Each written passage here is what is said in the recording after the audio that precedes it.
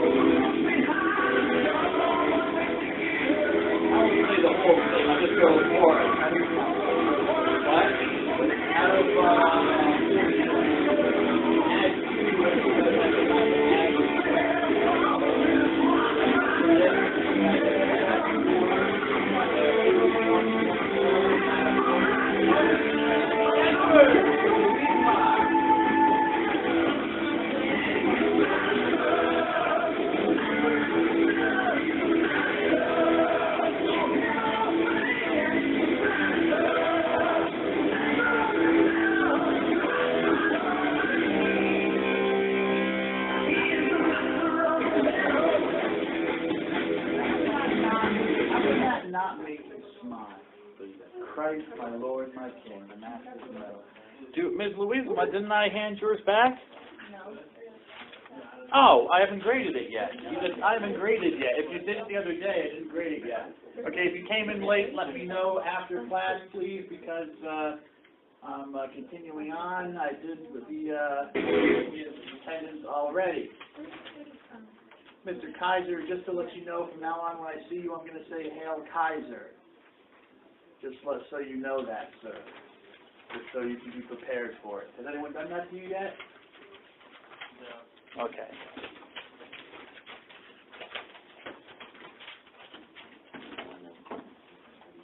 At the end of the last class, I was talking about Jesus. We begin this sacred season of Lent. Ash Wednesday, a day just to prepare ourselves, get ourselves into this season of, the whole season of Lent should be a season of abstinence and good works. I mean, giving up something for Lent, but also giving up something, also adding things like giving money to the poor, helping someone, forgiving someone you don't like who did you wrong and doesn't deserve to be forgiven maybe, but you forgive them. Reading the Bible, reading a little bit of the Bible. Yeah, I know it's like acid on your hand, but praying for your teachers.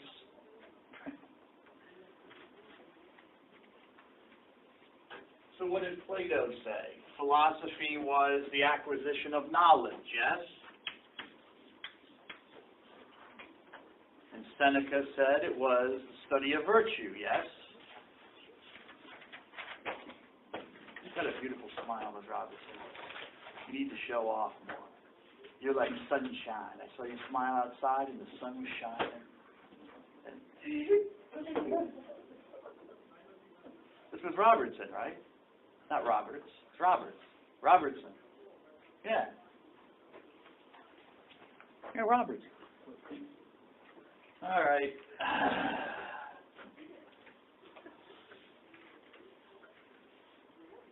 Virtue. And what did Aristotle say? Ultimate causes, ultimate stuff. The end. God bless you. What finally will come to you. God bless you. Those of you who might want to receive ashes later, when ashes are imposed on the head, does anyone remember what the priest or whatever might say?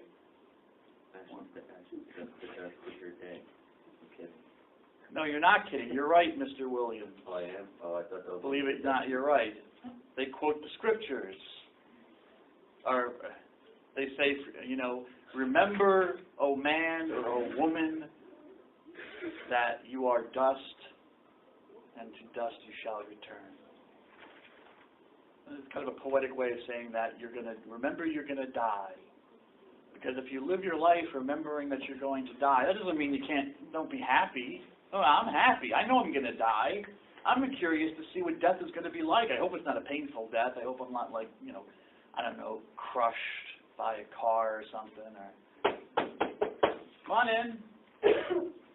by fire. Yeah, someone sets me on fire.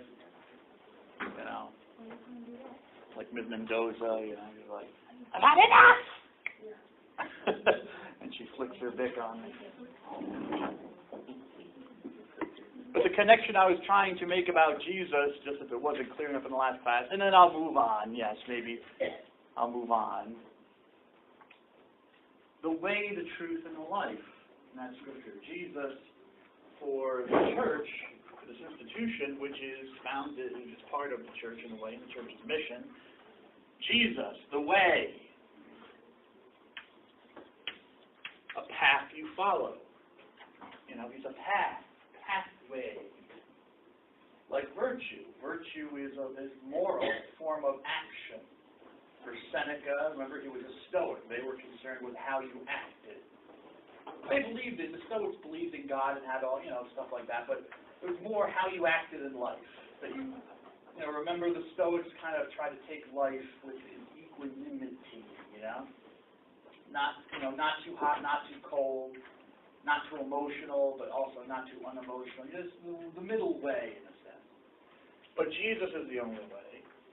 Knowledge, what did Jesus say? I'm the way, the truth, Oops. I want to put life here, actually.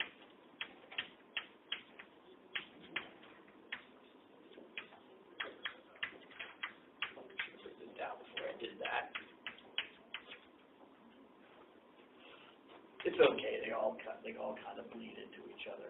No pun intended. But don't bleed.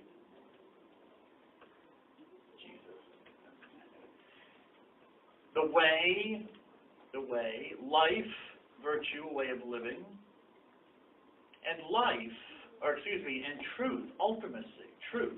Truth is something that's, and we'll be talking about that later as we're talking about classification and definitions.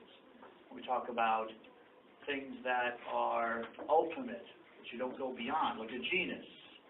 You don't go beyond a genus. It encompasses other things. So truth, you can talk about truth. So Jesus presents himself as truth, as the ultimate, meaning he has the answer, not an answer. He doesn't present himself as just one person amongst many giving answers. He presents himself as the truth to his followers.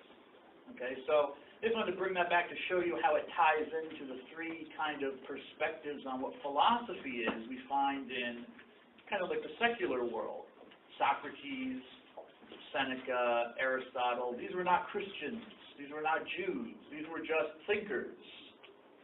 Okay, there was nothing necessarily religious about their definitions of seeking of wisdom, but Jesus is our wisdom.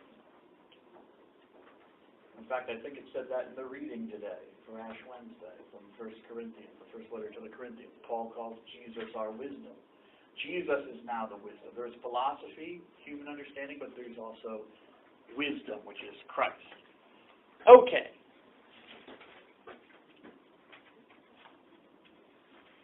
Classification. Hopefully you got my email, and some of you maybe have downloaded and printed out PowerPoint. Anyone done that?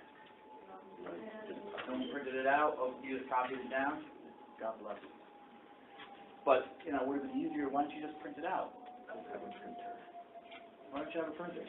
I'm broken for it. What did you say? So you go to Felician's library, maybe a little bit before class. You log into your Felician email. You print it out. You have to pay.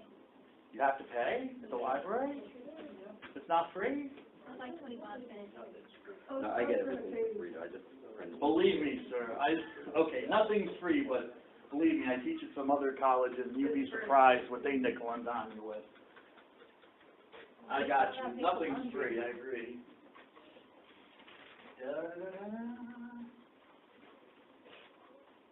So to classify similar, classification, very simple, to place things in a class, to place them in a group based on their similarities or differences, what they're like and what they're not like. Okay. Comes from the Latin word classes, which also means a division. Sometimes, when you get to the root word, it helps maybe to understand it, to remember what the definition is, to divide things up. And you divide them up typically by what they have in common, what they don't have in common, and sometimes you always end up with that little pile of stuff that could go either way. You don't know what to do with them, you don't know how to classify them. If you don't know what similar means, it means being like something. And the Latin word similis in Latin simply means like. It comes from Latin, it means like. They're similar. If they are unlike, what's the word for unlike? Dissimilar.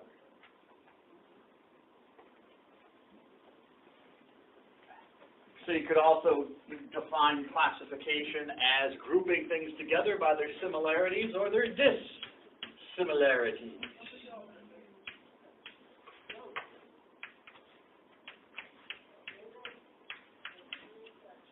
What are they doing out there? Aren't there any other fires? Is that fire guy smoking a cigarette? Yeah. Are you kidding me? Just smoking a cigarette. Like, don't cause, like... But cigarettes cause a lot of fires, because people don't put them out. So he's going to smoke for like a fire. I'm not saying that. I just thought it was interesting. Smoke is coming out of the mouth of the firefighter. Ooh, St. Kitts.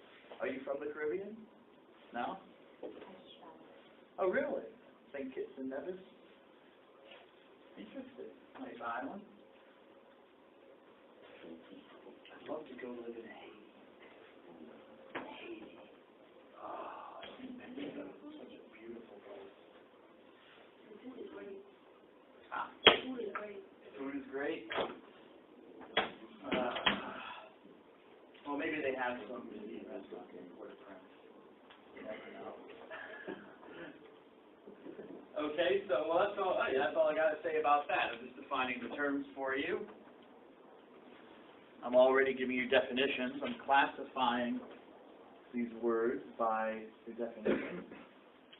Classification. We'll get back to this in a second. Let's do a concept first. Concept. The word concept comes from the Latin word concipio, which, is from where we get our verb to conceive. And just like a woman physically conceives a child, conceives, it's the same kind of idea. Taking or lay hold of, the ovum lays hold of the sperm, and you conceive. Well, maybe that's a stretch. Well, anyways, just go with it. We use the same word. It has a variety and elasticity of meaning. But nevertheless, Suiza, why aren't you writing? Because I got the PowerPoint from the laptop. Okay. Well, you're saying other stuff in addition to the PowerPoint.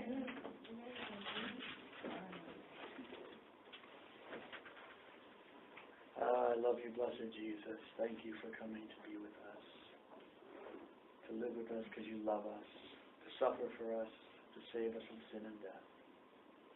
All glory, kingship, power, and authority are yours. Concept is an idea used to refer to something else. It's something in our heads. That's why I say idea. Maybe I should have incorporated that into the definition. In the definition,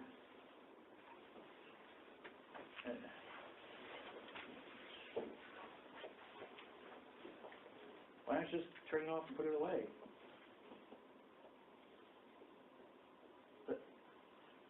Why don't you just turn it off and put it away? No, not going to happen. What I say in the syllabus. I'm not going to turn it off. All right, well, yeah, it's on vibrate, yes. Okay. Why not?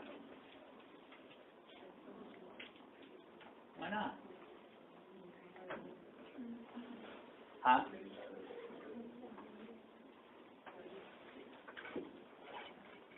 It's just a request. Just a request. I'm not trying to be mean. I just want you to be focused. I knew a basketball player once. He said something very wise to me. He said, Coach yells at us because he loves us. He was right. He understood. Coach isn't trying to be mean. He's just he's looking out for you. He's looking out for you, looking out for ways that you can succeed better. I'm trying to make you be angry. Anyways, God bless you, Ms. Campbell. A concept, to lay or take hold of something. It's an idea that we use to refer to something else. And the things that we refer to, or to which the concept stands, are the referent. So I'm going to go back to my picture. There is a physical thing, well, actually two physical things, two physical, very naughty things. Very naughty, but very lovable. They think they're better than me, but, two cats, two old ladies now, Maggie and Sally. Sally's the white one, she's sweet.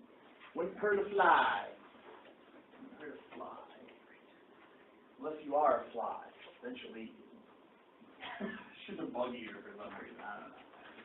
And then the other one, the one, you can probably tell in the eyes, she looks adorable, but man, she's got some moxie on her. Don't mess with her. And she doesn't like the fact that she has to share space with her sister, so. But whatever. She has to live with it because even though she is a cat, she's not in charge. She thinks she is Clark. So those are two physical realities. to animals. To animals. But we have to conceive them. You know, you experience them, pick them up, you know, see them, smell them, whatever, hear them, but then you conceive them. You call them something. And you use words. This is what Kelly talks about in the book, that words, there is a connection between our concepts and our words that we use. And we're all have to, getting a little dark, but I'll leave it like that so you can see the words. And I took these words from a whole bunch of different languages and grouped them according to language families classification by their similarities and dissimilarities. What is similar about them? Well, they come from the same language family. For example, up here you have the word for cat in Swahili. Imani, Swahili. And this is the word for cat in Swahili, paka. But all the way down in southern Africa, in Malawi, little country called Malawi, I had a friend that I knew when I was up in Toronto. I was doing the PhD from Malawi, studying the Presbyterian. No, not a minister. He wanted to get a degree in theology so he could teach in the seminary in Malawi. I guess there are a lot of Presbyterians in Malawi. Not if I were there, but we do a little cleaning of the house.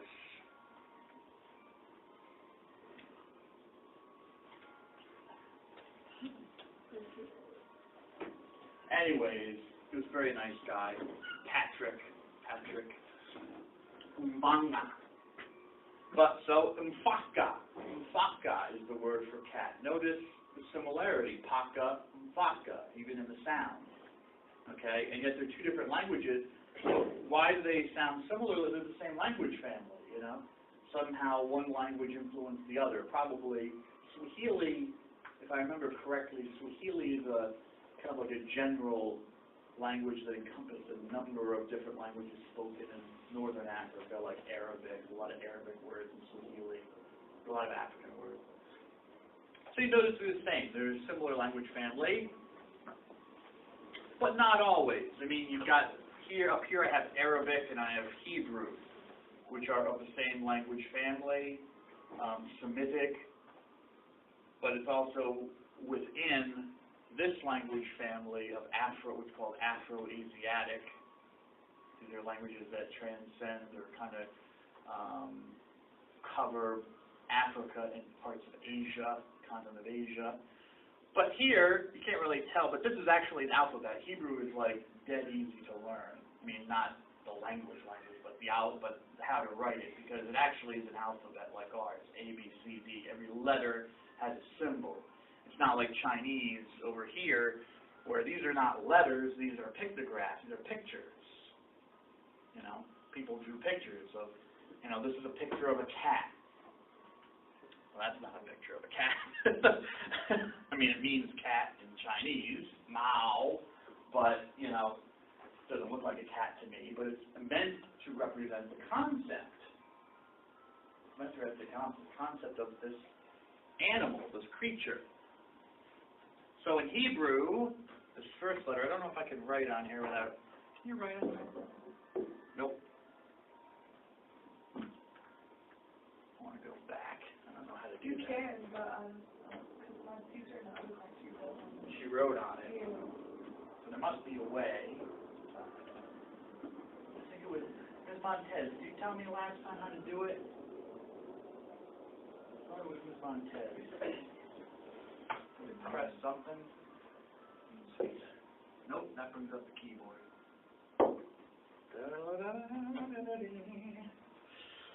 Any buttons over here? No. Press something on here? No. Ah! Nope. It's going to bring up a menu. Okay. Alrighty. Pointer options. Well, maybe. Let's see here. Ah, there we go.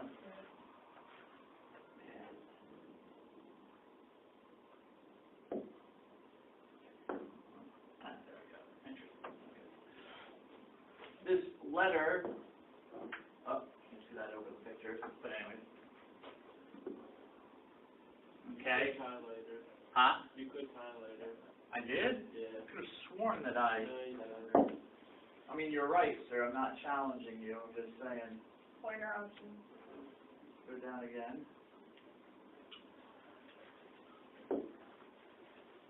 Yep. Nope, did it again. Okay. There we go. Okay, good. Yeah, that's gonna look. Alright. Oh, alright, I can even write over the picture. Is that gonna... I'm sorry? You put the pen back first, that's the eraser.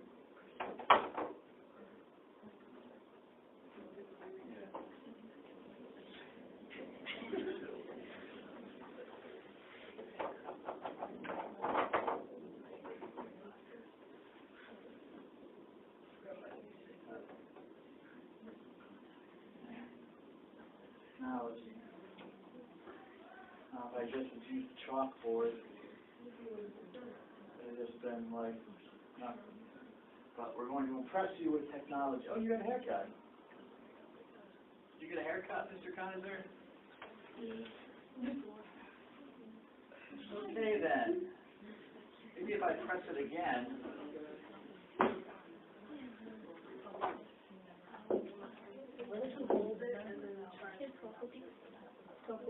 You have plenty of time to figure this out. Oh, I know, sir. Oh, believe me, sir. I'm not that dumb. I know. I know the time is passing. So I have to click. I just press on it. No, and it didn't do it either. But it erased everything. So, and now I got to go back to this and go up to pointer options. Oh, it goes back to the, well, thank you. That's at least. I appreciate that. Go back here. Thank you. All right. This first letter is a CH, and this letter, no, that doesn't work great, but that's a T, and then you can't really, this fourth letter is a U or a W sound, and this last letter, which kind of looks like an L, it is actually an L. Notice that different language. So they have the same concept, but their referent, one might say, or the way they visualize that concept is differently. They write in a different order. They write from right to left, whereas in these Bantu languages, as they're called, they write just, they use the Latin alphabet. They write from left to right. So here's Khatul. Khatul is cat in Hebrew. In Arabic, it's Got. I think it's Got. Something like that. I'm going with Google. Is it? What are you laughing at? It's good. Got. Yeah. Okay, good. If you speak Arabic, let me know, baby. Let me know if you speak the languages.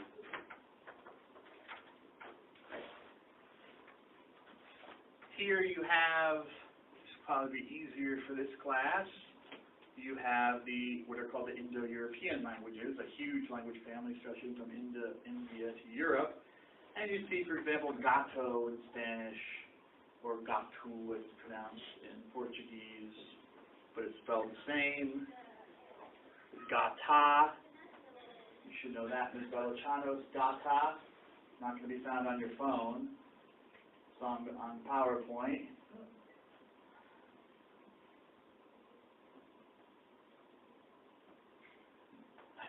Gata. They don't have fraternities here, do they? Sorority? Anyone pledging? You pledging? Are you a member or are you pledging? You remember which? Alpha, Delta, Gamma. Huh? Alpha, Delta, Gamma? Good. So you have to learn the Greek alphabet? Yep. All right, so give me the letters for this. I can't see that. You can move over. There's a seat right there in the middle. You can certainly, you're more than welcome to take a seat right up front here with me. It's two-dimensional. I don't know what to tell you. Okay, sir, you're on. What do you know your Greek alphabet? Mrs. Sanchez, so what's the first letter here? I'm blind. I can't see both. I want you to come on up, we'll be interactive. Come on up. Gamma, alpha, theta, and alpha, which is the Venetiano's kata. In Greek, cat. However, notice we have another, oh, and cop. I don't want to forget my Celtic brothers from Wales, Welsh, cop. So notice that there are some similarities, but there are also some differences, because you have kishka. This is what's called the Cyrillic alphabet. This is what they used to write Russian in, and a variety of Eastern languages. So you have kishka. Okay, the K and the I and the K and the A, pretty obvious. This W-looking thing in the middle is a sh sound, kishka. So you could pronounce this one. What's this? What would this pronunciation be? It's in the Cyrillic alphabet. The Simcoe. This word here.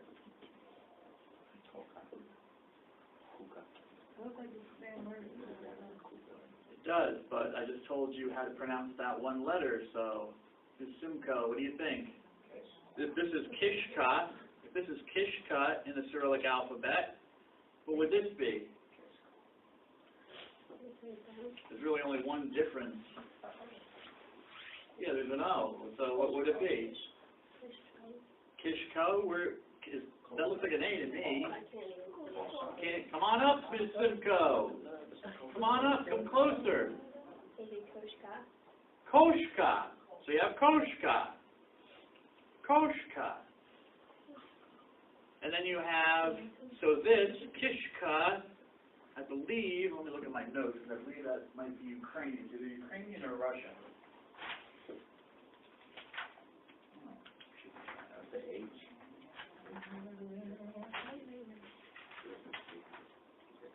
Oh, I guess it's on the, well, it's in my notes, but it's not on the page. I guess it will come later. Okay. Pretty sure Kishka is Ukrainian, and Koshka is Russian.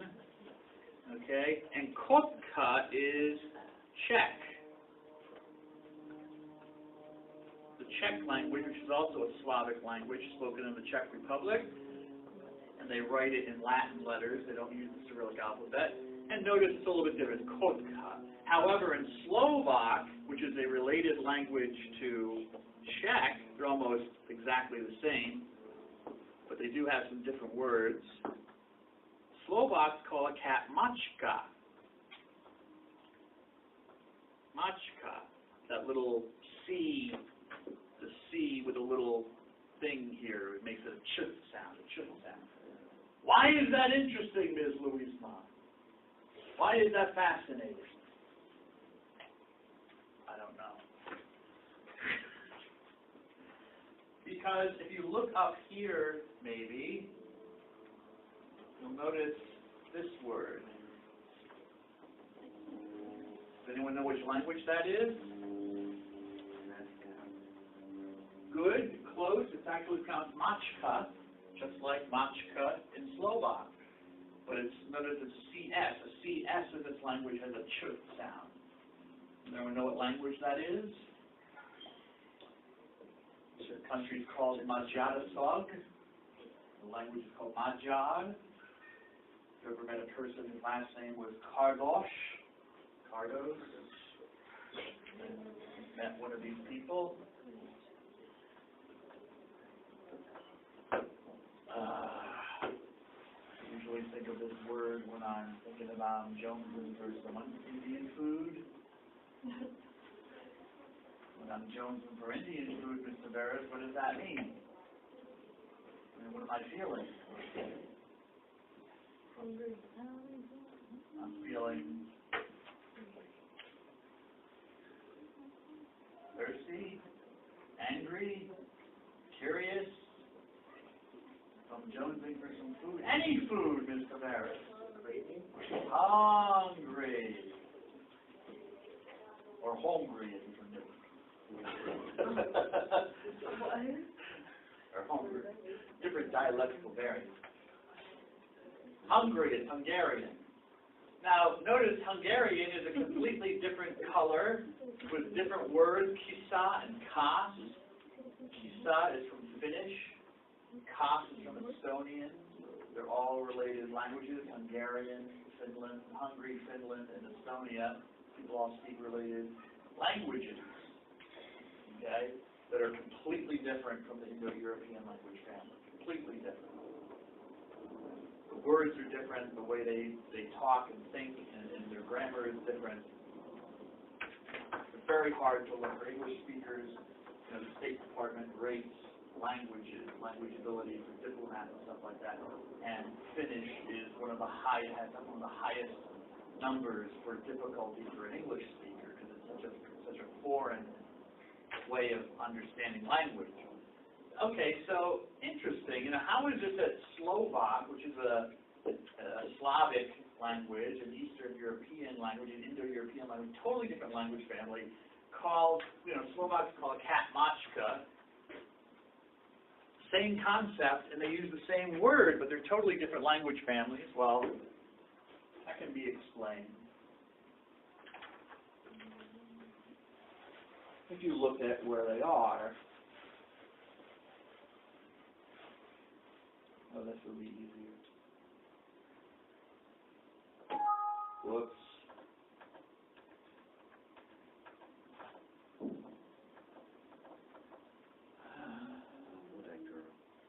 You do? Really? I don't know her. What am I looking for? No, I'm looking for. I wish I had.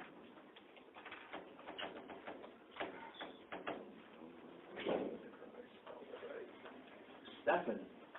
Not Stephanie. Stephanie. I could play some mischief on Stephanie if I wanted to. It's like the FBI and the NSA down on Felicia Guns, like, why is Stephanie going on ISIS websites, ISIL websites? ISIL? Another group of people who want to kill us? Okay, well, hopefully they won't be like the Zika virus. They won't get over here.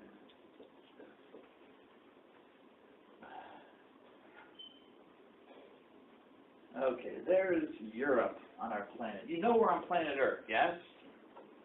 Planet Earth. We're on Earth, and there are continents on Earth, and on these various continents, there are countries.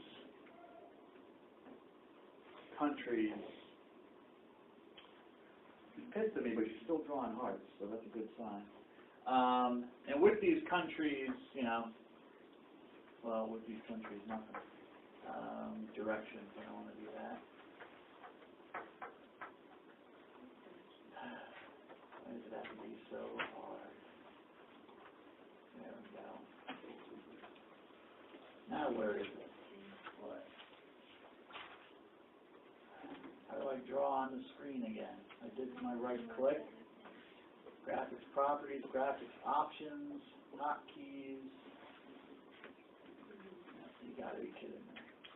Alright. Doesn't matter. It doesn't matter. Huh?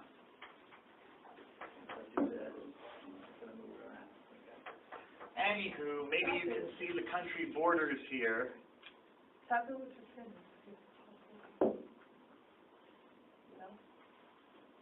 No. But good idea, thank you. See Slovakia? Country of Slovakia. It used to be one country, but they decided to split it up for some reason. Poland, etc. There's Hungary, Slovakia and Hungary. They're near each other. So there's some cross-fertilization of terminology that can happen. Okay? Here's a weird one, because you have a country like Romania, which also speaks an Indo-European language, actually Latin-based, like Spanish or French. And they seem to have two words for cat. They have matsya, or mutsya. They have pisika. And what I find interesting about that is looking at it, is that Matsya sounds close to Machka from this region. But over here, in the Caucasus Mountains, which is an ancient place in our history as human beings, the Caucasian, white people, why are called Caucasian?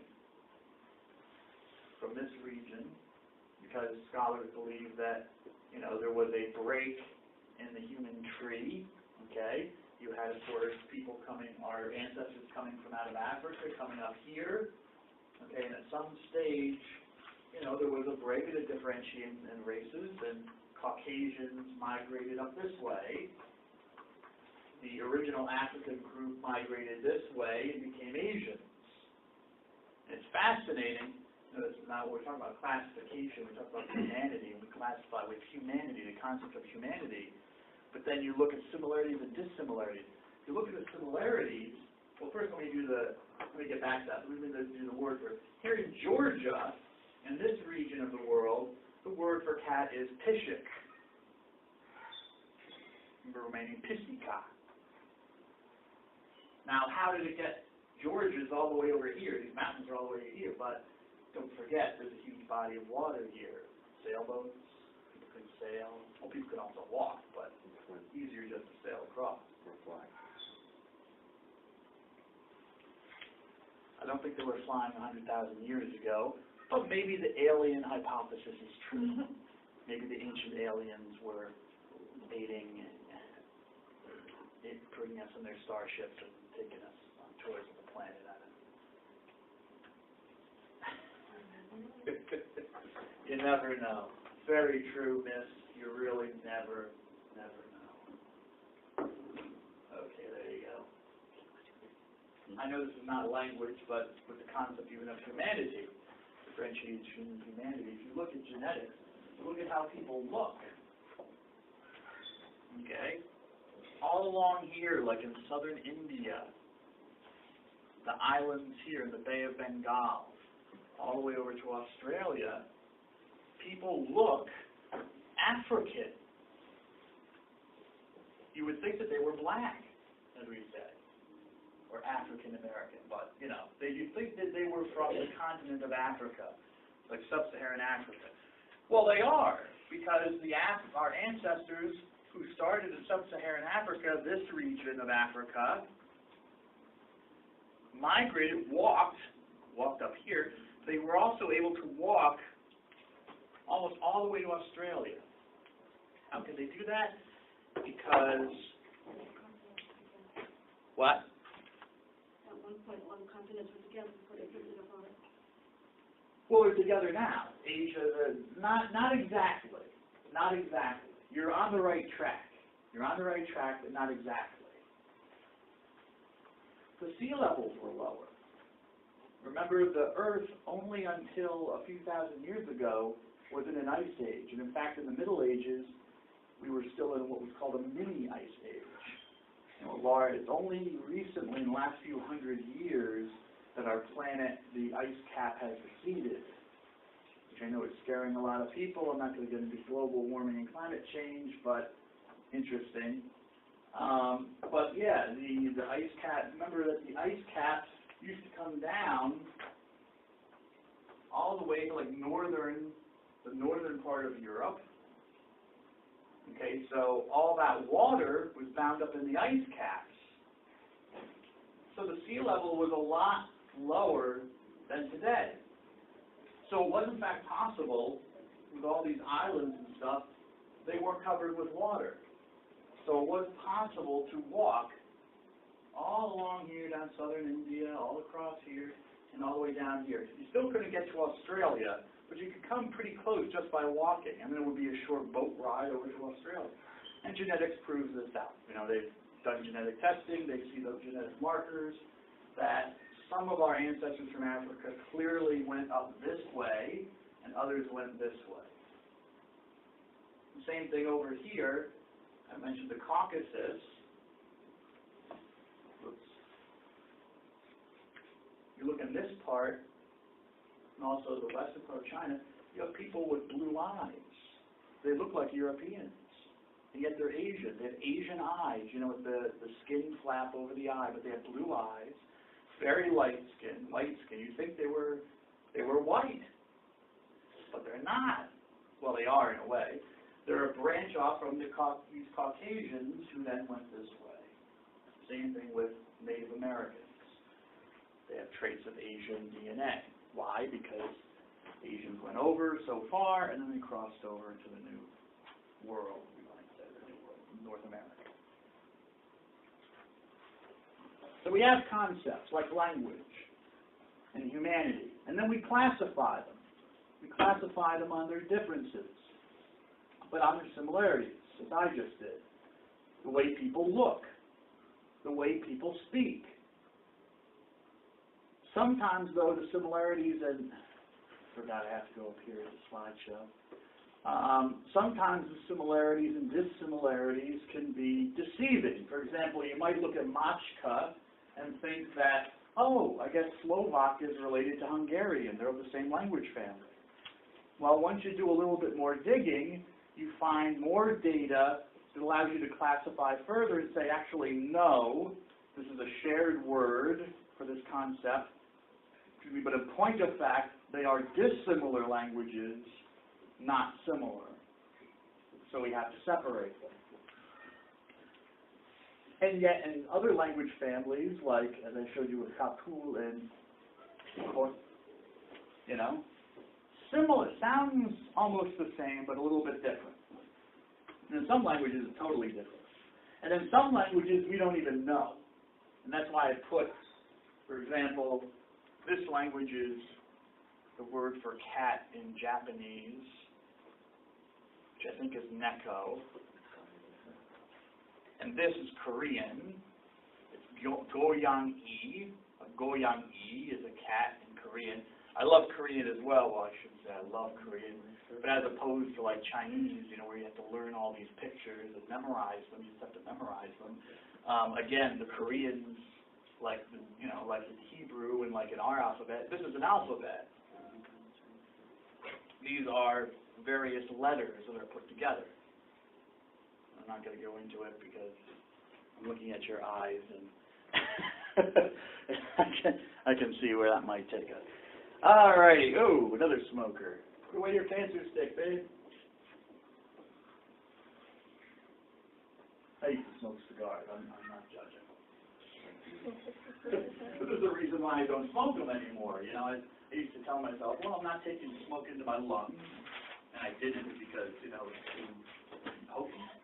But I was taking it through my gums, and I was thinking, yeah, I don't really want throat and mouth cancer.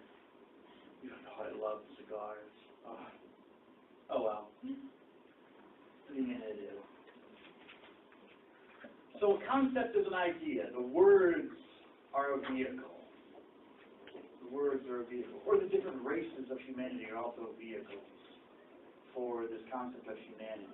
I mean, these are just, you know, words we give to the way we see people. We know we're all human beings, but black or white or Asian, and then all the subgroups, you know, Hmong, Lao, Bantu, you know, Guarani, Chicano, Mexican, Irish, you know, these are then further vehicles for differentiating, classifying the concept.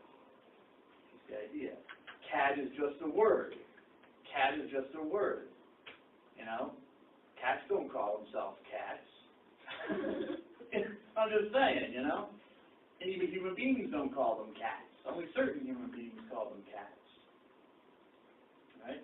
So we use these symbolic tools, this symbolism, language, pictures, letters, to represent this concept. And as I said, the thing that's being referred to is the referent.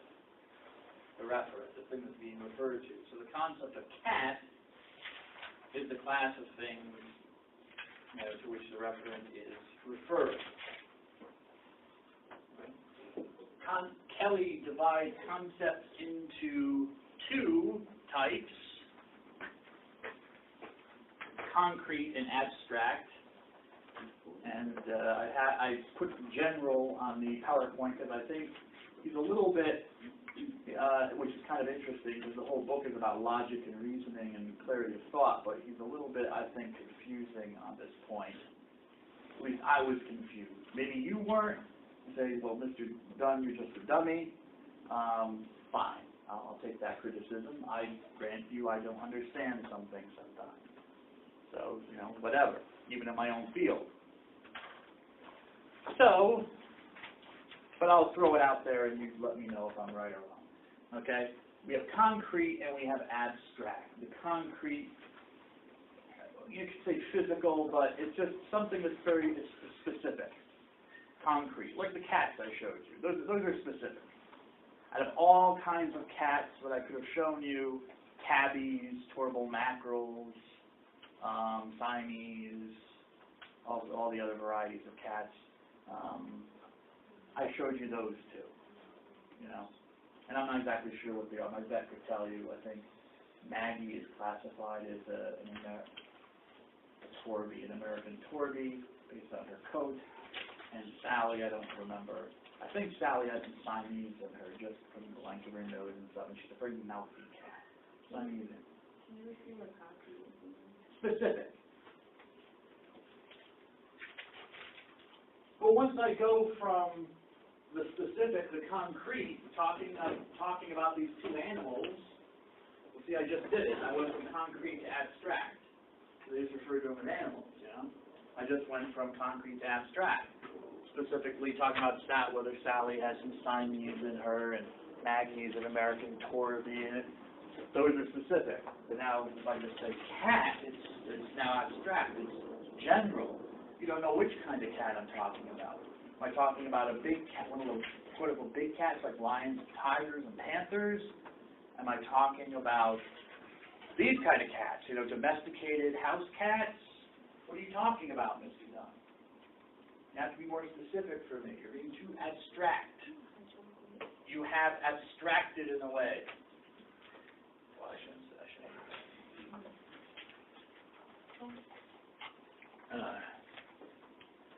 When I talk about my students, that's an abstraction. That's generalized. But when I talk about one student in particular, like, I got an email from the registrar saying, is so-and-so attending class? We want to know, because maybe you took out a student loan, and they want to make sure you're using the money for that and not for dope. You never know. Well, you never know what people do, sometimes, they get the money, and they're like, I guess, as long as they gave me the money, I don't have to do anything. Some people, apparently there was that scam years ago, or maybe it's still going on, where people would apply for their FAFSA, and get the money, and just never show up. They disappear. They take the money, but they wouldn't use it for school. So now, a few years ago, they were pretty, because of the legalities involved, the fact that the government's involved in some cases, they're like, gotta take attendance, make sure. We want to know who's showing up and who's not showing up, who's never shown up. Fine. Fine with me, it's part of the job. So specifically, who is not showing up? Sorry, I guess I opened this up. Why? Huh? Generalized. The word concrete comes from a word which means to stiffen, harden, congeal, which is why construction workers call it concrete. Or if you're in the South, concrete. Depends on where you place the accent. Stress. So Mr. Williams, concrete means something that becomes hard. Put that down there. In a broader sense, it means to grow together, and that kind of ties into becoming hard and congealing, where things kind of come together and they don't separate as easily. They form a bond. I just wanted you to know that there's a broader meaning in Latin to the word concresco, concresse. Concresco is the first person singular, I harden, or I congeal something, or I can, I don't know how you would use that word, but I guess if you're writing a comic book for kids to show them how concrete are, and you have a little concrete man saying, concresco. creste is the infinitive, to are. But that's where we get the word from.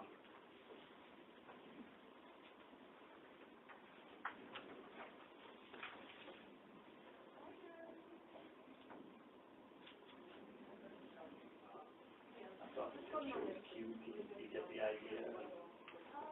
No. I think of you people. I go into Google and type in, concrete pictures, funny, concrete, find something funny, and I found cat theme. I found some nasty cat walking across some freshly poured concrete, ruining it. Even posing for the picture, like, yeah, right. I did it. I don't know how the cat's going to clean itself, though. I mean, once the cat starts cleaning, gets the concrete all in its fur, it's not going to be so funny for the cat after that. Somebody's going to have to wash the cat. Take the cat to the, to the groomers and have all the fur cut off so it can grow back. So concrete can refer to a limited specific object, a single object, but it can also refer to limited experience, an experience you've had. Like, so it's not just a physical thing. That's what he wants to maybe point out in the text of the chapter, is that it can be a physical, tangible thing, but it's not necessarily that way. You can talk philosophically about concrete things, such as your experience. Ms. Almonte can talk concretely about having been to the island of St. Kitts. And what was it like, Ms. Almonte? In what sense? What was you? Well, I was on the floor. I went to the university to there was like a lot. Okay. The water is All right. What was beautiful about it? very clear. The water was clear and blue? And I went to the carnival too. Oh, carnival. Carnival. So you got to see all the parties and things. Nice. The people were nice and the food was good. So those are concrete things. They're concrete experiences. I've never been there, so I can't experience them. They're specific to her. They're concrete experiences. And they're also not, where I want to say it's quantifiable, but that's not the word I want to say. Well, maybe that is quantifiable. Like, I can't take her experiences like it was me, it was I who was at St. Kitts, or I who was there, because I wasn't there. So I can only kind of learn from her experience or take something from her experience. Okay, so, but you might have something, a concrete thing, like as I showed you, and I'm showing you in this theme of cats, where it's a physical thing. You can pick it up, hold it, examine it. I can't do that with her experience of being in the Caribbean during Carnival. I can't do it. It's something that happens and is over, and it's also specific to her, so it has to do with how she viewed things and understood stuff. So, but it's still concrete, very concrete. We invaded Grenada, right? We invaded Grenada, right? No? Oh. Anyone remember the invasion of Grenada? Oh. Anyways. Good times, Mr. Reeves, good times. We went in on surfboards. You see that movie, what is it, Hamburger Hill? With, what's his name? The guy from, guy with a gun. Police guy. Not Rambo. Oh, I can see him. And I can't even remember the movies now. The guy said, you think you're tough, punk? Go ahead, make my